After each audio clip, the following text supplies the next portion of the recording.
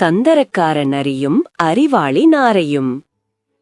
ஒரு பெரிய காட்டில் குள்ள நரி ஒன்று இருந்தது.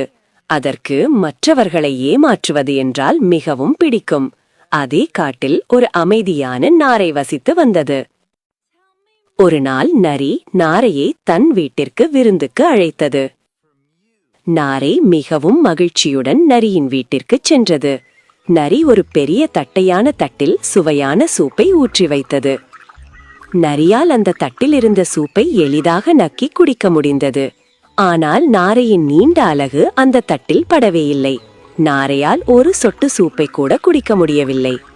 நரி நாரையை பார்த்து நக்கலாக சிரித்தது. மறுநாள் நாரை நரியை தன் வீட்டிற்கு விருந்துக்கு அழைத்தது. நரி மிகவும் ஆசையோடு சென்றது. நாரை இந்த முறை சூப்பை ஒரு நீளமான மற்றும் குறுகிய கழுத்துள்ள ஜாடியில் ஊற்றி வைத்தது. நாரை அதன் நீண்ட அலகை ஜாடிக்குள் விட்டு மிக எளிதாக சூப்பை குடித்தது.